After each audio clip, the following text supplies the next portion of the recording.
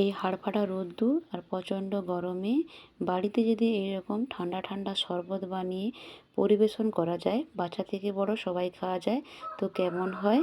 তো ভিডিওটা শুরু করি এবার। নমস্কার, অন্বেষা গড়াই কুকিংয়ে আবার একটু নতুন স্বাদের ভিডিওতে স্বাগত জানাই। এখন প্রচণ্ড গরম, তার জন্য বিভিন্ন রকমের শরবত, আইসক্রিম, বিভিন্ন রকমের রেসিপি আপনাদের সঙ্গে শেয়ার করছি। তো আজকে আমি আপনাদেরকে দেখাবো তরমুজের শরবত বানিয়ে। তো চলুন কী কী নিয়েছি আপনাদেরকে দেখাচ্ছি। নিয়েছি তরমুজ, নিয়েছি পুদিনা পাতা, লবণ, চিনি, বিট লবণ আর বরফ নিয়েছি। তো বরফটা প্রচণ্ড গরমের জন্য গলে যাচ্ছে। এবার আমি তরমুজটাকে কেটে নিচ্ছি।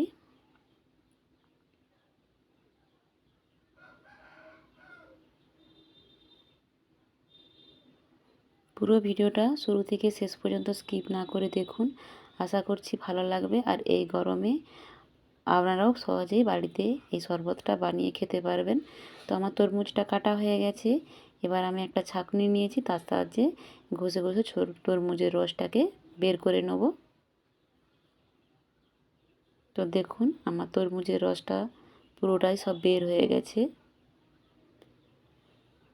এবার আমি দিয়ে দিলাম বিট লবণ, রান্নার লবণ। এবার আমি দিয়ে দিলাম পরিমাণ মতো চিনি। আপনারা যে যেমন মিষ্টি খাবেন সেরকম দিবেন। তো বরফগুলো গলেই গেছে, সেগুলো সবের মধ্যে দিয়ে দিলাম লেবু। তারপর আমি পুদিনা পাতাগুলো আমাদের সাথে থেতো করে ওর রসটা এর মধ্যে দিয়ে দেবো নিজড়ে। এই পুদিনা পাতা গরমের দিনে শরবত বানিয়ে খেলে শরীর প্রচণ্ড ঠান্ডা করে। তো সব কিছু আমার দেওয়া হয়ে গেছে, এটাকে এবারে আমি মিশিয়ে নিচ্ছি।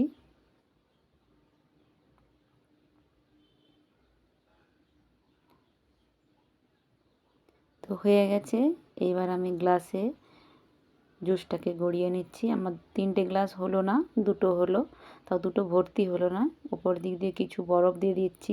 এত প্রচণ্ড গরম যে বরফ বের করার সঙ্গে সঙ্গেই গলে জল হয়ে যাচ্ছে। এবার আমি একটু উপর দিকে তরমুজটাকে কেটে গ্লাসটাকে একটু সাজিয়ে নিচ্ছি।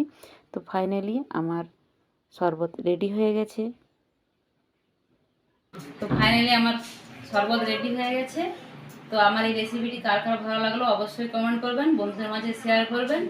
আর নতুন বন্ধু হলে অবশ্যই আমার চ্যানেলটিকে সাবস্ক্রাইব করে পাশে থাকবেন। এরকম নিত্য নতুন শরবত এবং বিভিন্ন ধরনের রেসিপি আপনাদের সামনে প্রেজেন্ট করব। আশা করছি আমার ভিডিওটি আপনাদের ভালো লেগেছে। তো চলুন এইবার আমি এটাকে টেস্ট করতে দেবো। তো শশাঙ্কদা আমাদের বাড়িতে এসেছে, শশাঙ্কদাকে দিয়ে টেস্ট করাচ্ছি। আপনারা এ দাদাকেও আমার অনেক ভিডিওতে দেখেছেন। তো সত্যি এই শরবতটা খেতে খুবই ভালো হয়েছিল আর খুবই দুর্দান্ত লাগছে। আপনারা অবশ্যই বাড়িতে ট্রাই করবেন। ভালো লাগলে চ্যানেলটিকে সাবস্ক্রাইব করে পাশে থাকবেন। বাই, দেখাবে পরবর্তী ভিডিও।